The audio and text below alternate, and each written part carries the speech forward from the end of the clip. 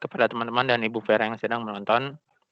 Saya Andrew Reinhardt dan Ritko Francisco dan Michael Octavianus ingin mendiskusikan tentang kuliah pengantar hukum internasional. Ya, boleh di-play Michael.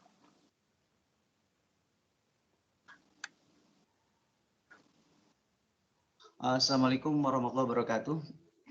Selamat pagi rekan-rekan para dosen hukum internasional dari Departemen Hukum Internasional dan para mahasiswa yang mengikuti perkuliahan hukum internasional untuk pertama kalinya.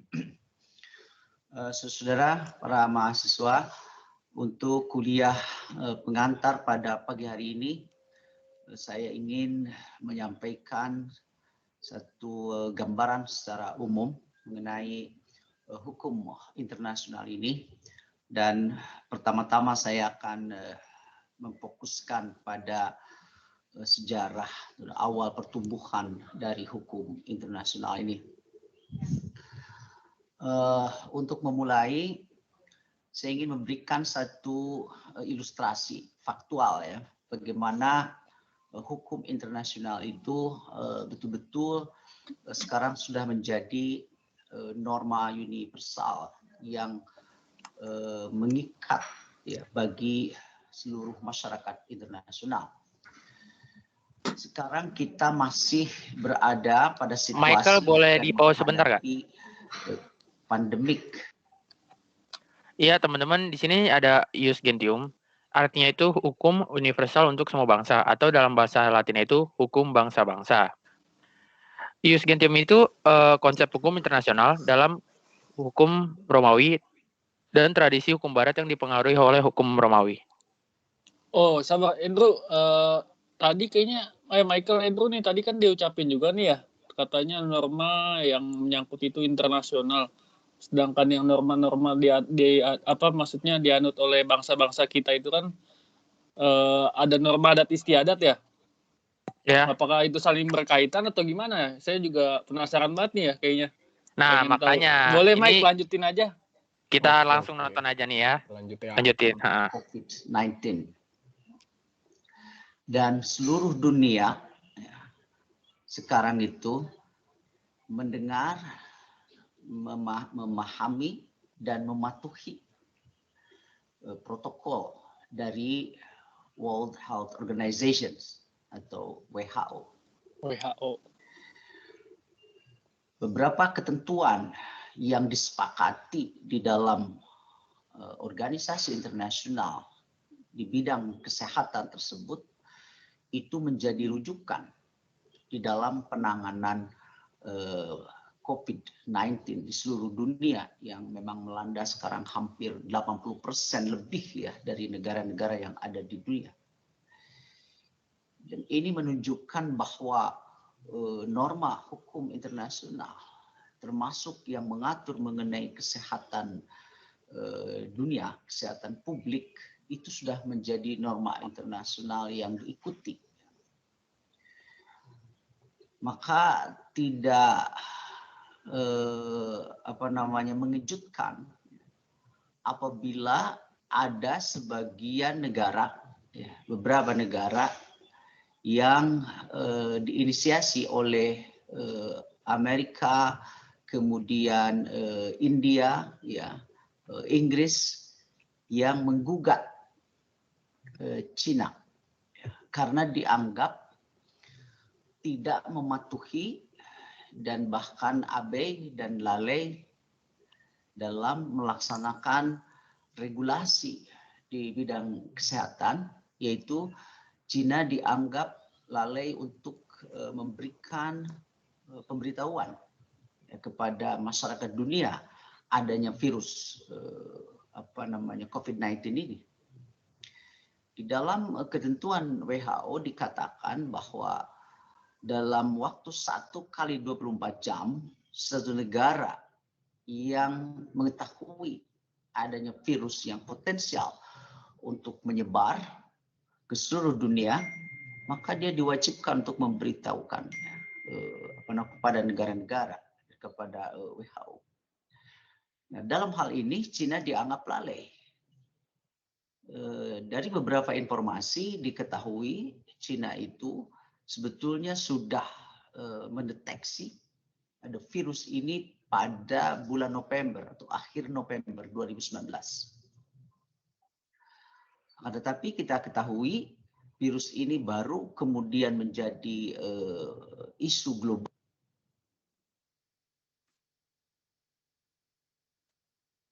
Kalau pause juga recordingnya. Itu pada Udah lanjut. Gak bisa, Drew. Oke, nggak apa-apa, lanjut aja. Gue kira lu ngomong bisa. Ya. Lanjut. Ayo Mike, play lagi. pada awal Maret. Ya. Dan konon katanya karena Cina waktu itu karena sudah mempersiapkan untuk adanya perayaan Imlek ya, pada bulan Januari yang akan dilakukan secara besar-besaran di kota Wuhan.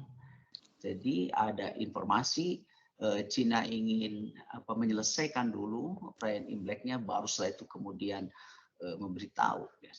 Nah, maka Cina dianggap melanggar ketentuan dari WHO. Dan kita Mike, sorry boleh stop, boleh pause dulu nggak? Negara-negara yang Berarti otomatis virusnya itu udah ada sebelum Imlek. Jadi Cina itu melanggarnya karena dia menahan-nahan memberitahu informasi kepada dunia bahwasannya dia udah ada virus itu sebelum Imlek. Betul dong? Iya. Berarti dibilang dia juga penjahat internasional dong kalau bisa dibilang kayak gitu. Setuju gak sih atau gimana menurut lu pada? Iya sih. Iya, kan masuk akal negara-negara apa yang lain jadi kena imbasnya juga gak sih? Iya kan, maksudnya gimana kan itu dampaknya sampai kita loh, kita kuliah juga kena dampak sampai begini ya. Dan kan? sampai sekarang pun kita belum kelar-kelar dari pandemi ini. Ya mau ngomong apa juga, uang gedung aja kan apa sama, nggak ada potongannya juga ya.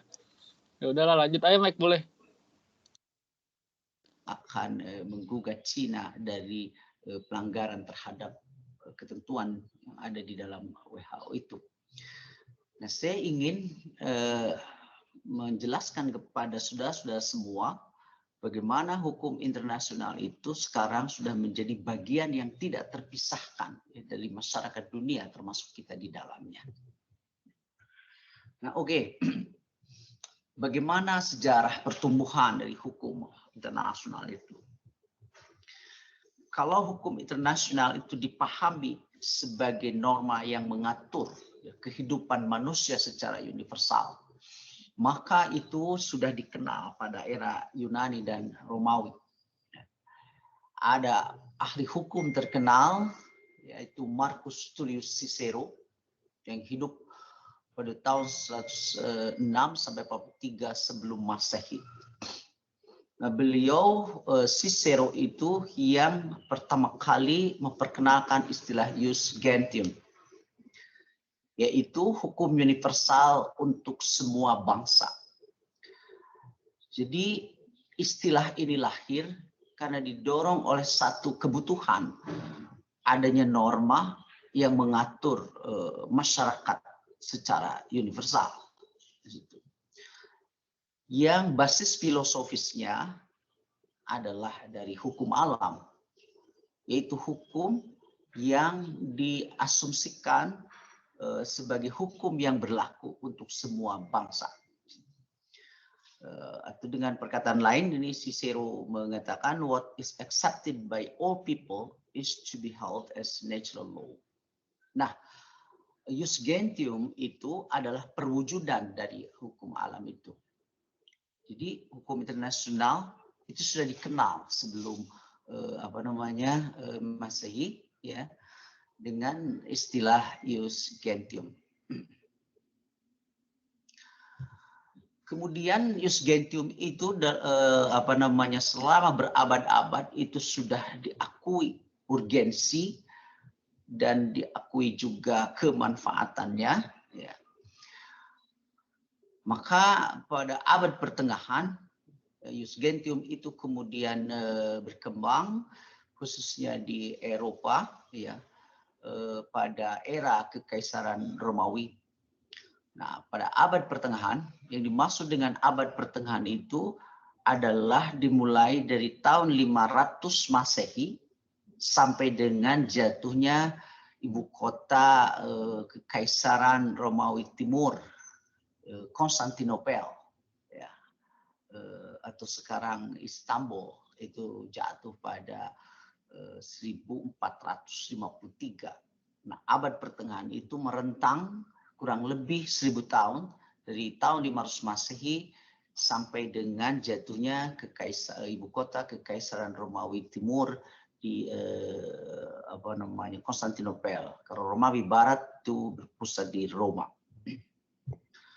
Nah, pada abad pertengahan hukum internasional itu karena dominasi dari Kekaisaran Romawi, maka dia menjelma apa yang disebut sebagai Jus Commune atau European Common Law, di mana isinya Jus Commune itu adalah prinsip-prinsip ajaran Kristen dan doktrin Justinian, kemudian hukum kanonik Romawi dan hukum Inggris atau Common Law, ya, dan hukum kebiasaan Prancis.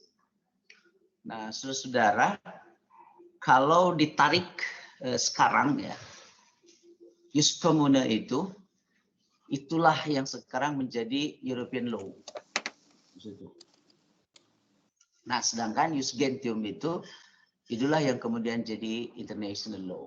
Jadi ini sejarahnya beririsan, ya. Nanti untuk diketahui bagaimana dominasi hukum Eropa di dalam hukum internasional karena perkembangan yang terjadi pada abad pertengahan. Nah, pada abad pertengahan, English Common Law itu menggeser dominasi Kode Napoleon. Karena Kode Napoleon sebelumnya cukup berpengaruh, ya, bahkan sampai ke Indonesia. Kode Napoleon itu lewat penjajah Belanda, karena Prancis menjajah Belanda, di mana selama Belanda dijajah oleh Prancis itu berlaku hukum Prancis di Kode Napoleon, ya. Seperti Kode du Commerce jadi Wetboek van Koophandel atau Kitab Undang-Undang Hukum Dagang yang diberlakukan juga di Indonesia. Kemudian kode penalnya Prancis menjadi Wetboek van Strafrecht di Belanda. Kemudian lewat asas konkordansi juga diberlakukan di Indonesia menjadi Kitab Undang-Undang Hukum Pidana, ya. Kemudian kode sivilnya Prancis menjadi Burgerlijk Wetboeknya di Belanda, kemudian diberlakukan di Hindia Belanda, Indonesia, kemudian jadi Indonesia menjadi Kitab Undang-Undang Hukum Perdata. Nah, English Common Law itu, ya, menggeser dominasi Kode Napoleon. Mengapa? Karena Inggris memiliki wilayah jajahan yang sangat luas, sehingga English Common Law itu dikembangkan di Imperium Inggris. Jadi mereka menganggap itulah sebagai hukum universal itu. Karena saking luasnya wilayah jajahan Inggris, maka mereka mengatakan selain English Common Law, ya, kecuali hukum kanonik, itu dianggapnya sebagai civil law. Jadi antara common law yang berbasis English Common Law dan civil law itu adalah lahir dari kontestasi dua peradaban, ya, Eropa. Mike, boleh stop dulu, Mike? Jadi, sorry, Mike. Tadi dibahas di sini common law dan civil law.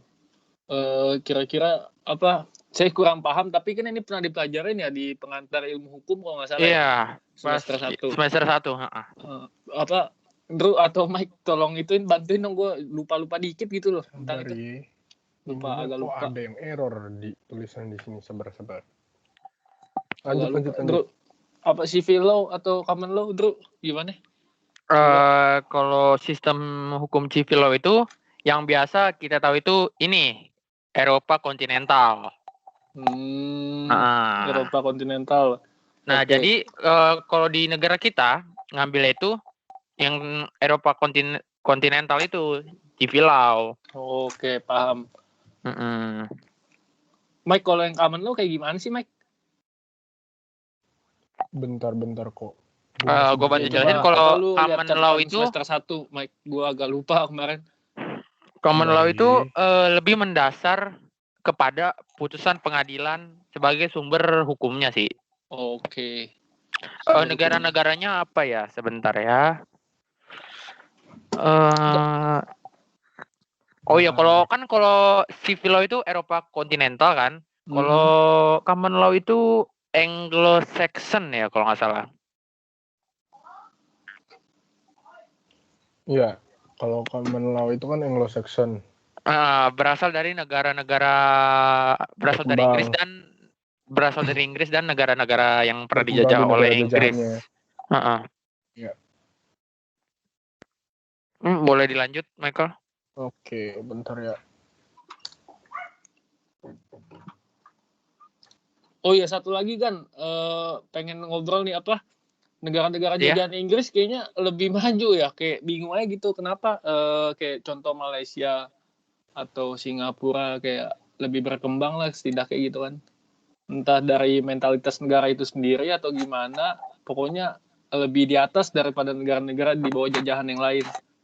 Kayak gitu, ada yang merasa kayak gitu juga atau gimana? Iya sih. Kayaknya kayak gitu ya. Iya. Feeling gue juga kayak gitu sih. Iya. Mungkin boleh lanjutin aja, Mike. Tergantung kesadaran masyarakatnya juga nggak sih? Iya, Dan betul. mereka yang dijajah Inggris kayak Malaysia, mereka kan nggak, pasti mereka buat perjanjian dong. Mereka juga merdekanya bukan mereka sendiri, merdekanya Malaysia itu dikasihkan sama Inggris, nggak kayak kita. Setuju ya, betul. Kalau kita kan merdeka sendiri gitu loh. Beda lagi sama mereka yang dikasih kemerdekaannya. Makanya mereka sampai sekarang pasti banyak perjanjian dan banyak utang lah. Utang budi terutama. Ya, Oke, Mike, boleh lanjutin, Mike. Oke, lanjut ya. Yuk.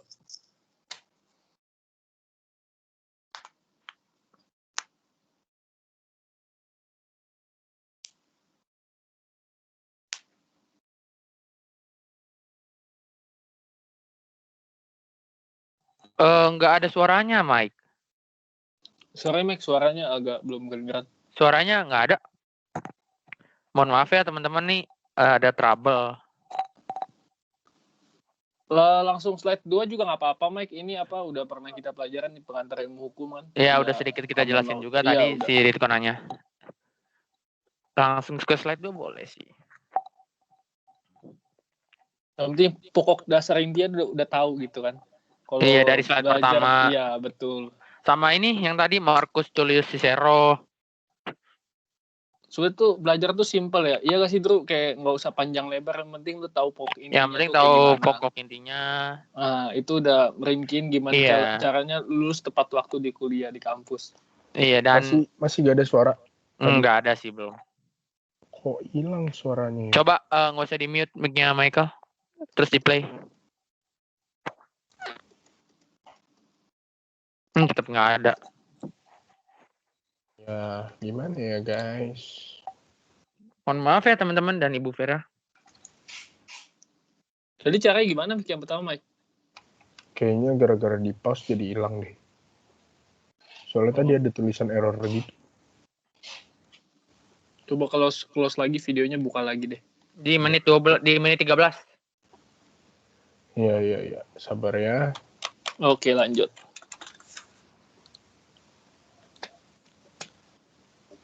Mana nih? Nah. 13 pas. Bentar. Nah, ya di situ aja. Udah nggak apa-apa, Mike.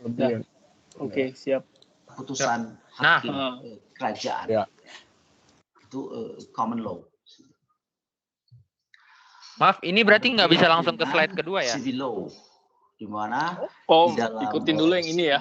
Oke deh, lanjut aja. Mau dilanjut ke slide 2? Boleh, nggak apa-apa. Itu membebaskan monarki dari segala kewajiban dan tuntutan hukum.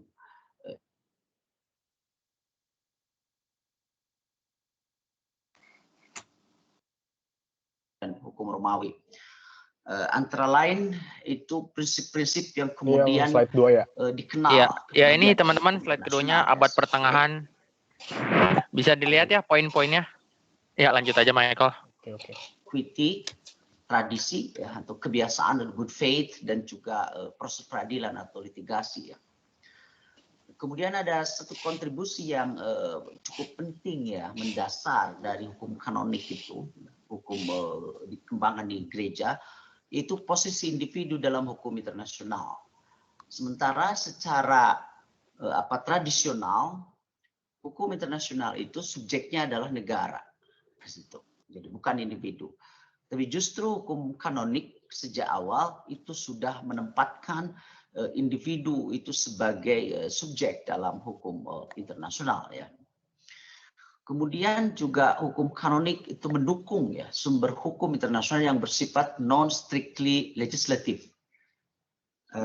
Hukum internasional yang kemudian berkembang adalah hukum internasional yang berbasis kepada penetapan hukum lewat kesepakatan negara ya dalam bentuk tertulis. Sementara hukum kanonik itu dari awal sudah mendukung adanya sumber hukum internasional yang tidak berbasis kepada persetujuan negara. Kenapa demikian? Karena hukum kanonik itu kan hukum yang bersumber dari Tuhan ya, wahyu begitu. Jadi nuansa-nuansa hukum alamnya sangat kuat di dalam hukum kanonik. Oke, lanjut. Berikutnya, silakan dilanjutkan ya. Pada Mike, sorry Mike, boleh stop dulu gak? Juga Bentar ya. lahirnya satu. Nah, berarti ini poin-poin ini menjelaskan apa ya, sejarah singkat tentang adanya hukum-hukum internasional bukan sih? Atau kayak gimana tuh? Tadi sih yang gue simak sih kayak gitu ya. Cuma kalau menurut Andrew atau Michael gimana tuh? Gua balikin dulu ya. Lebih ke alirannya nggak sih? Hukum kanonik tiba-tiba. Oh, itu alirannya gitu ya. Jadi misalkan kanonik itu kan yang tadi dijelaskan katanya lebih ya. gereja Soalnya atau alam gitu ya. Hukum kanonik itu hukum gerejawi internal yang mengatur gereja Katolik, gereja Ortodoks. Oh, iya paham. Jadi berdasarkan pada itu gitu ya. Iya, bagaimana hukum di gereja itu diatur. Oke, iya. Oke, lanjut ya. Oke, boleh Mike. Bentar, balikin dulu ke slide selanjutnya. Kontribusi juga dari dunia Islam ya. Yaitu mereka menyebut sebagai siar hukum internasional itu dari kata siroh, artinya adalah sejarah.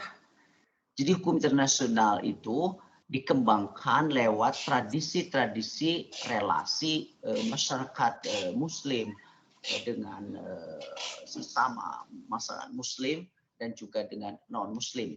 Mereka mengembangkannya apa yang disebut sebagai siar ya, dari kata siroh. Jadi dengan perkataan lain bahwa hukum internasional di dalam dunia Islam juga berbasis kepada kebiasaan-kebiasaan yang terbentuk di dalam relasi mereka. Maaf, berarti tadi itu hukum internasional di Syaibani yang menulis Kristen ya? Berarti sekarang ini hukum internasional di Islam, di umat Islam. Ya, ini gue lanjut ya? Ya, lanjut aja. Oh. Kabir itu tentang perang dan diplomasi. Kalau di Eropa itu ada Grotius sebagai bapak hukum internasional Eropa atau Barat. Nah, maka orang-orang Barat menyebut Hasan Asy-Syaibani itu sebagai Muslim Grotius, gitu, Grotiusnya dunia Islam. Dan ini menjadi sangat berkembang pada era kekhalifahan Turki Utsmani, ya, yang berkuasa kurang lebih 500 tahun. Termasuk juga yang menjangkau beberapa kawasan Eropa. Ya. Selanjutnya,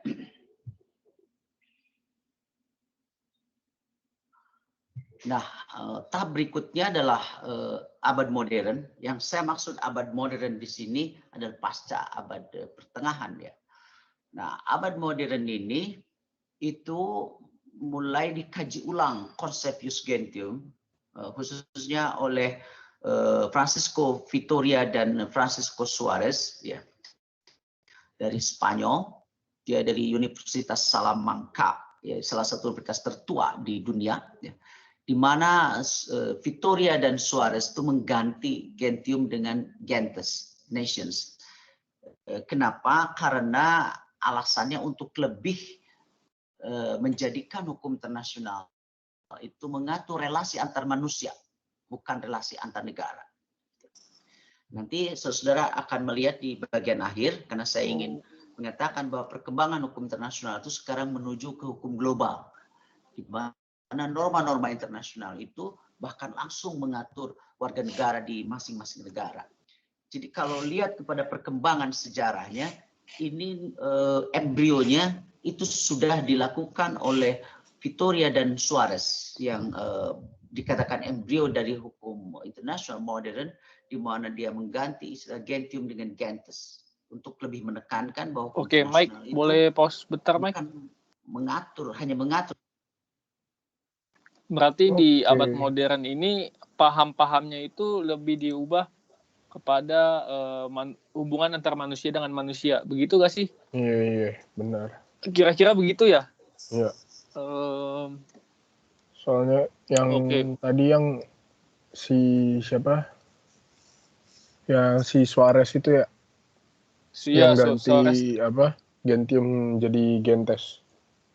Betul. Iya, pahamnya diubah sedikit begitu ya? Iya. Oke, yuk lanjut, Mike. Lanjut ya? Iya.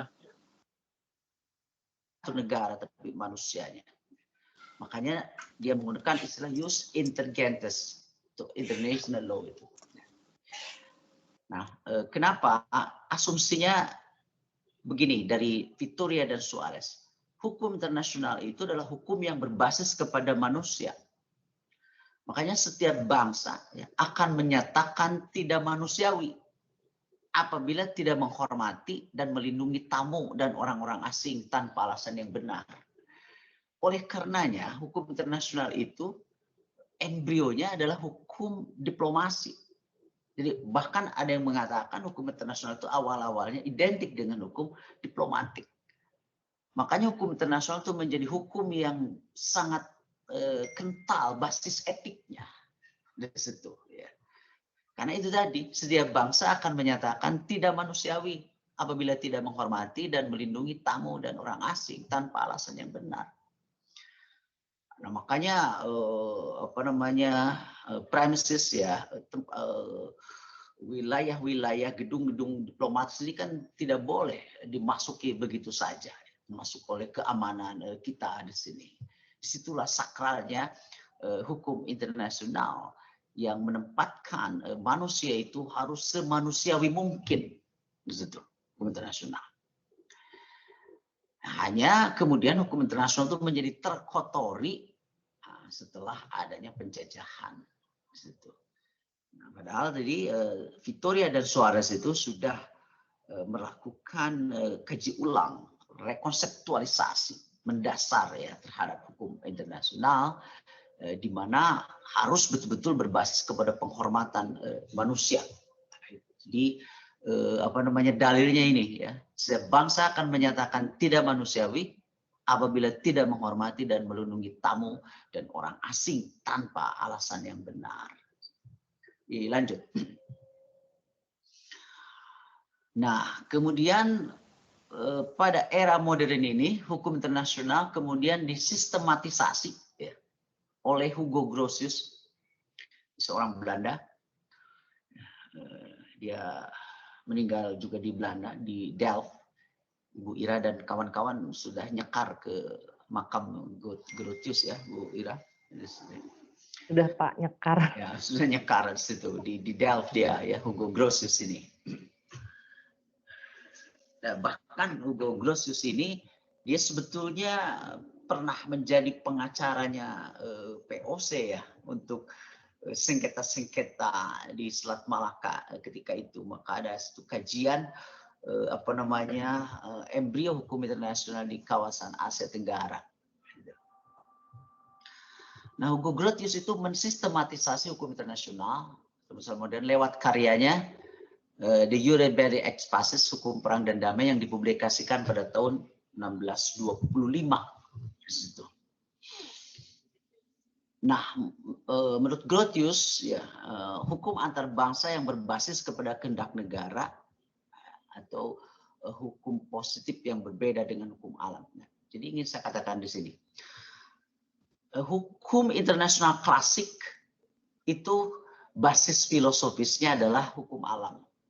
Itu hukum yang berbasis kepada hukum Tuhan. Ya.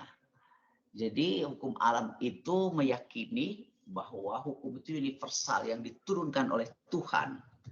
Dan hukum yang diturunkan oleh Tuhan itu adalah hukum agama. Makanya hukum alam generasi pertama itu adalah hukum agama. Jadi tadi sudah saya paparkan mengapa kontribusi hukum kanonik, hukum gereja itu menjadi sangat besar.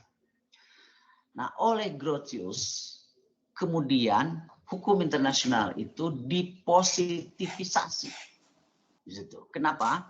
Karena bagi Grotius, yang universal itu bukan saja hukum Tuhan, tapi hukum yang berbasis kepada rasio. Jadi menurut Grotius, rasio itu adalah universal. Jadi hukum itu universal karena dia masuk akal itu di situ. Ya. Nah, karena Grotius melakukan sekularisasi itu positivisasi terhadap hukum internasional, ya belum. Nah, makanya bagi Grotius hukum internasional itu mengikat karena negara menyatakan terikat, yaitu berbasis kepada kehendak voluntary basis di situ. Gitu. Bagi Grotius. Makanya Grotius itu juga dikenal sebagai mensekularisasi hukum internasional. Tapi yang dimaksud di sini, Grotius itu bukan melepaskan sama sekali nilai-nilai agama ya di dalam hukum internasional, khususnya yang berbasis kepada hukum-hukum gereja.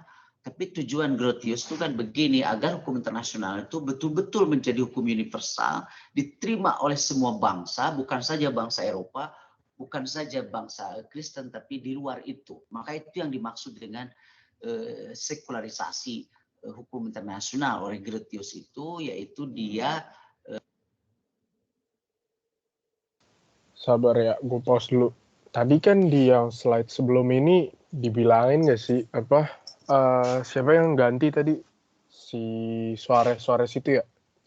Iya, sama siapa tadi lupa deh. Nah, itu kan dia ngomong katanya ganti pokoknya kita antar negara tuh harus saling menghormati. Berarti secara nggak langsung negara-negara yang jajah yang kayak misalnya Belanda, Inggris gitu-gitu, berarti mereka udah secara nggak langsung udah ngelanggar aturan yang dibuat ya sih? Udah pasti. Soalnya setahu gue sih pas zamannya itu kan PBB itu belum terlalu itu ya, Iya, belum terlalu kayak sekarang gini. Iya, belum terlalu bisa ngehandle gitulah. Iya, ngehandle semuanya lah. Tapi kan sekarang ini udah klop kan, udah banyak yang damai juga. Iya. Udah hampir nggak ada sih. Ya, tapi kalau perang dingin mah itu nggak bisa dibohongin ya. Oh iya namanya sih. Perang dingin. Contoh Rusia aja sama Amerika sama Korea Utara lah. Perbedaan paham. Iya. Dia bikin film beda selalu. Paham mah udah nggak mungkin nggak selek lah. Kemungkinan seleknya lebih tinggi lah. Pahamnya berbanding kebalik. Makanya pas Indonesia itu kan pas zaman Bung Karno tuh dibikin namanya Gerakan Non-Blok GNB. Iya, GNB. Iya kan? GNB Gerakan Non-Blok. Jadi kita nggak ikut mana, nggak ikut sana. Iya, jadi kita netral gitu. Iya, jadi kita netral. Betul. Ya, kita lanjut ya. Lanjut. mengurangi dominasi hukum gereja di dalam hukum internasional agar dia diterima oleh bangsa-bangsa yang lain. Nah, makanya perwujudannya menurut Grotius hukum internasional itu adalah perjanjian dan kebiasaan. Silakan dilanjut. Nah, berlanjut pada abad modern itu, ya. Dan ini bagi masyarakat Eropa ini dianggap sebagai titik awal lahirnya hukum internasional modern, itu perjanjian perdamaian Westphalia. tonggak baru dalam sejarah Eropa dengan terbentuknya masyarakat Eropa. Itu terbentuknya hukum yang mengatur hubungan sesama negara Eropa. Jadi perdamaian Westphalia ini sebetulnya sangat Eurosentrik. Nah, itu kan pada tahun 1600-an itu sedang puncak-puncaknya kolonialisme Eropa. Jadi mereka itu sebetulnya bertengkar ya untuk membagi wilayah. Boleh di-pause, Michael? Kan Prancis. Jadi sebenarnya perjanjian ini dibuat gara-gara perang pada tahun 1618 sampai 1648 yang udah berjalan 30 tahun. Makanya perjanjian ini dibuat untuk mengakhiri perang yang udah berjalan 30 tahun lagi. Ya 30 tahun itu. Boleh dilanjutin? Boleh. Wah, Tapi kenapa mantap Indo juga. lama banget ya sampai ratusan tahun? Puluhan. Iya kan. Ya. Ratusan. Ratusan, Bon. Kan 1618 sampai 1648. Oh, bukan. Maksudnya Indonesia tapi di Indonesia kenapa sendiri sampai selama itu? Ya kan mungkin pemikiran tertua kita kan belum pada maju pas zaman itu kan masih dan nurut kita aja. juga waktu itu masih pembatasan lah kasarnya istilahnya sama bangsa-bangsa lain. Masih pembatasan apa sih namanya? Teknologi juga kalah, semua juga kalah. Pertama juga belum Terus merdeka. yang cewek suku-sukunya masih sampai bisa-bisa. SD ya kalau misalnya. Dan juga pada saat itu kita masih bisa-bisa kayak kerajaan ini lah, kerajaan mana belum nyatu. Ya, kerajaan mana banyak kan. Kita Nusantara. Sampai ya. Thailand pun masuk Nusantara. Lanjut. Prancis di mana, Portugis di mana, Belanda di mana, Inggris di mana, ada situ. Jadi mereka bertengkar secara internal. Jadi disebut dengan perjanjian perdamaian Westphalia itu tidak lain sebetulnya mereka untuk mendamaikan coupling penjajahannya di situ. Ya. Nah, makanya mereka perdamaian Westphalia antara siapa? Antara mereka negara-negara penjajah di situ. Oleh karena itu, hukum internasional yang lahir ya dari perjanjian Westphalia atau Westphalian approach di sini itu tidak lain adalah it is a territorial law.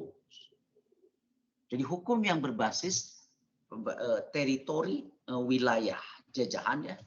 Jadi a balance of interstate sovereign forces. Apa yang dimaksud dengan sovereign forces di sini itu negara-negara penjajah. Ya. Power and wars between European states. Ini sebetulnya perdamaian di antara negara-negara penjajah. Ya. Nah, jadi hukum internasional yang Eurosentrik itu asal muasalnya dari perdamaian Westphalia. Silakan dilanjut.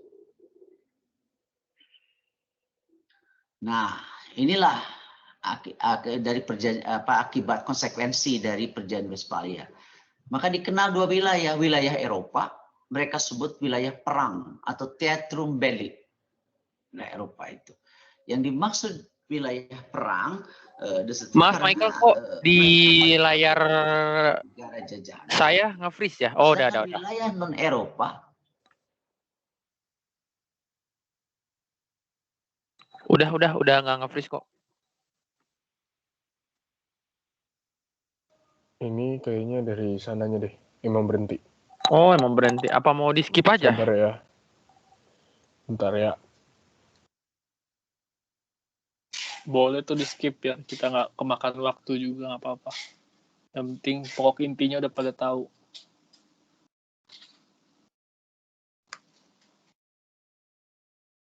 Sabar ya guys, ini videonya tadi nge-freeze, jadi kita close dulu. Bentar ya, buka lagi. Udah. Ini kita lanjut ya. Oke. Wilayah tidak bertuhan. Res nullius. Nah, jadi dalam konteks ini menurut mereka itu tidak menjajah. Jadi ketika datang umpamanya Inggris ke Australia, itu di situ ada penduduk asli, indigenous people, ya di situ, aborigin di situ. Nah, menurut negara Eropa pada waktu itu, Australia itu res nullius. Meskipun ada aborigin, kenapa? Karena orang aborigin itu adalah non-European nations. Jadi yang disebut satu wilayah itu res nullius karena tidak dihuni oleh bangsa Eropa. Begitu. Jadi mereka tidak menganggap dirinya penjajah di situ ya. Oleh karenanya hukum internasional itu dianggap sebagai legal vehicle, sebagai kendaraan hukum penting untuk menjustifikasi, melegitimasi penjajahan mereka. Gitu, ya. Contohnya terjadi konsep res nullius yang dipahami oleh mereka sangat berbeda. Nah, maka terbentuklah disebut Ius Gentium Europaeum, yaitu Eurocentrik yang berbasis hukum tidak tertulis yang mengikat negara-negara Eropa ketika itu. Nah, khusus untuk negara-negara yang menjadi jajahan Inggris, maka hukum internasionalnya itu adalah English Common Law. Di situ. Lanjut. Nah, perkembangan selanjutnya ya setelah merdeka Perang Dunia Kedua itu muncul untuk melakukan rekonstruktualisasi ya terhadap hukum internasional yang Eurosentrik itu yang berbasis kepada negara, dan negara itu juga negara penjajah sebetulnya ya. Jadi tidak aneh kalau ketika Indonesia merdeka, para pendiri Republik ini tidak begitu ramah terhadap hukum internasional karena dianggapnya sebagai hukum kolonial di situ ya. Nah, makanya Immanuel Kant itu menyebutnya sebagai Staatenrecht, hukum antar negara ya. Atau juga sebagai interstate law ya, dan dia menyebut juga sebagai cosmopolitan law. Nah, tapi ini menarik dari Immanuel Kant itu sebetulnya dia sudah memiliki satu imajinasi dan prediksi bahwa ke depan hukum internasional itu bukan hanya mengatur relasi antar negara, tapi juga individu-individu yang ada di dalamnya. Inilah yang menjadi cikal bakal dari global law sekarang yang Immanuel Kant menyebut sebagai cosmopolitan law. Dilanjut. Nah, perkembangan yang lebih perkembangan berikutnya adalah diperkenalkannya istilah resmi ya. Jadi istilah international law yaitu oleh Jeremy Bentham dalam magnum opusnya An Introduction to the Principle of Moral and Legislation. Maaf tadi wifi-nya mati. Yang pertama kali menggunakan istilah. Nggak apa-apa, Bro. Lanjut. Oke. Menurut Bentham adalah hukum universal yang memiliki keberlakuan universal dan menjangkau semua bangsa. The general validity of applications and international to all nations. Ini Bentham lah yang pada abad ke-18 ya, menggunakan pertama kali istilah international law. Lanjut. Setelah itu kemudian terjadi rekonseptualisasi hukum internasional, ya, di mana pada awalnya tadi dikatakan hukum internasional itu pondasinya adalah hukum alam, di mana hukum internasional didesain sebagai sarana dalam melakukan ekspansi teritorial dan kolonialisme dengan memanfaatkan sistem nilai kolonialisme Eropa. Kemudian lahir negara-negara bangsa, ya, khususnya pasca Perang Dunia Kedua, termasuk Indonesia. Jadi Eropa di situ tidak bisa lagi menempatkan hukum internasional itu hanya yang mengatur antar negara mereka, juga negara-negara jajahannya, tapi muncul negara-negara baru, ya. Dan kemudian pasca Perang Dingin diikuti dengan dominasi kapitalisme Barat, ya. Ketika itu 1989, ya, sampai sekarang. Jadi hukum internasional itu menjadi berwajah barat sekali dan khususnya Eurocentrism ya, yang berbasis atau berpusat kepada nilai-nilai Eropa. Nah, berikutnya hukum internasional itu akhirnya masuk ya pada era globalisasi yang sekarang, di mana hukum internasional itu tidak lagi fokus kepada hubungan antar negara, tapi sudah langsung kepada hubungan people to people. Dilanjut. Nah, dalam upaya rekonseptualisasi hukum internasional itu ada usaha dari Philip Jessup untuk menyatukan, hukum Mike, boleh pause internasional dulu, Mike? Yo. Ini kalau kita lihat dari poin-poin ini, hukum internasional itu amat sangat kental gitu ya maksudnya. Tapi kok di lain sisi masih ada negara-negara lain, kayak contohnya Israel masih perang sama Palestina. Pernah dengar kan itu ya? Maksudnya Iya. kasus itu sampai detik ini juga masih ada kejadian masih gitu. detik ini juga Iya, masih ada perselisihan kan? antara kedua negara itu. Belum bisa berdamai ya, lah. Yang gimana caranya tuh, maksudnya kita diskusi nih, apa maksudnya bisa kasih masukan gak tuh gimana biar ke depannya tuh semuanya itu yang gue tangkap mungkin di sini tuh bener nggak sih mereka tuh menjajah tapi mengatasnamakan hukum internasional, bener nggak? Apa gue salah? Gue setuju sih, kayaknya masuk itu bro. Dari yang gue lihat tadi mereka jajah cuman mengatasnamakan internasional law gitu. Ya, kayak backingannya dia lah gitu ya. Iya, apalagi yang tadi yang kata wilayah tak bertuan itu. Tak bertuan. Iya. Ya apa kayak contohnya aja Australia apa dulu kan dia sebetulnya kan penduduk asli itu kan aborigin kan. Tapi lihat didudukin sama Inggris kan. Jadi mayoritas bangsa Eropa di sana gitu. Iya. Padahal sendirinya itu suku yang emang dari Australianya itu bukan orang yang Eropa. Betul. Tapi dan satu hal ini pengetahuan umum aja ya kan, temen gue banyak yang di sana Jadi kalau misalnya lu masuk di namanya imigrasi, lu dicek paspor lu. Dicek kalau misalnya lu ketahuan ada ciri-ciri lu orang aborigin, lu ditendang. Padahal dia penduduk asli sana loh. Tapi ditendang kalau misalkan lu ada berbau-bau. Iya, sebegitunya. Karena dia nggak mau lagi orang aborigin berkembang di sana.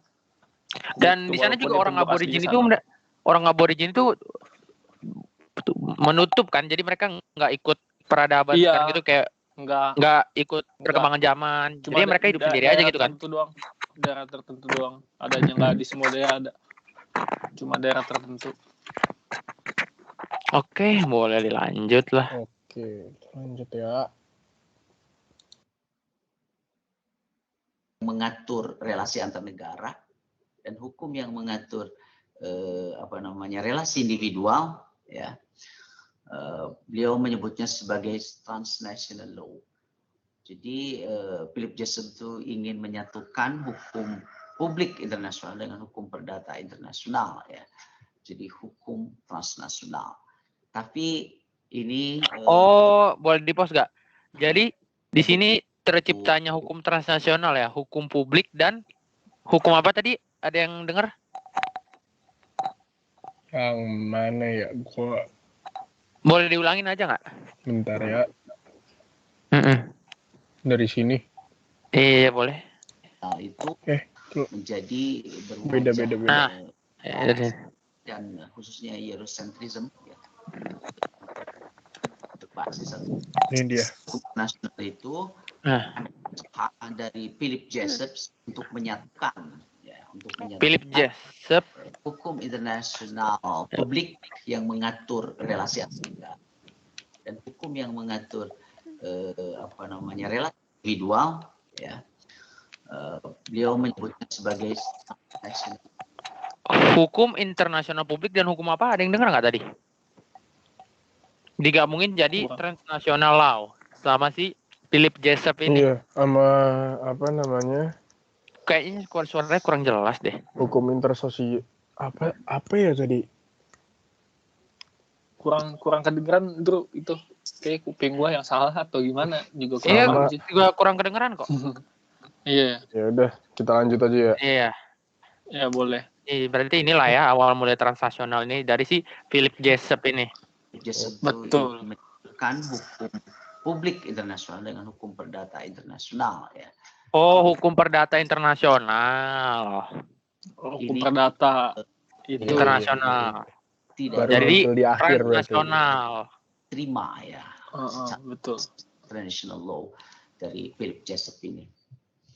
Kenapa? Karena relasi antar individu yang bersifat privat yang bukan publik itu tidak bisa diatur secara internasional. Umpamanya soal perkawinan. Itu kan tidak ada konvensi internasionalnya yang mengatur mengenai perkawinan, itu tetap tunduk kepada hukum masing-masing negara ya. Jadi istilah transnational law dari Philip Jessup ini tampaknya tidak diterima secara luas ya. Kemudian ada usaha juga ya untuk meletakkan hukum internasional itu berbasis kepada nilai-nilai kemanusiaan, itu oleh Wilfred James, dia menyebut istilah the common law of mankind. Kemudian John Rawls menyebutnya sebagai the law of peoples ya. Dan yang terakhir adalah hukum global, yaitu deteritorialisasi hukum internasional. Karena hukum internasional itu berbasis kepada kedaulatan, dan kedaulatan itu basisnya adalah wilayah-wilayah. Michael Andrew, Itu, boleh pause dulu gak? Ini kayaknya waktunya udah itu ya? Udah banyak juga kita diskusi tentang hari ini. Udah berapa sih? Udah cukup kayaknya. Udah 40 menit sekitar ada? 1 jam lebih ya. Lebih Drew, ini 1 jam lebih. Oh iya. Kita diskusi. Pokoknya udah tahu ya pokok intinya dari awal sampai akhir ini tentang apa. Sekian aja sih diskusi dari kita. Kita cuma pengen ngasih tahu aja yang ada di sini. Dari saya Andrew, Ritko, dan Michael. Ya sekian. Terima kasih Ibu Fer dan teman-teman yang sudah mau menonton. Sama ini Drew, word-nya nanti kita juga bikin ya. Kita kan udah paham juga nih dari awal sampai akhir ini kan. Ya, tinggal word-nya doang kita bikin. Oke, siap. Sekian dari kami. Oke. Yo, thank you.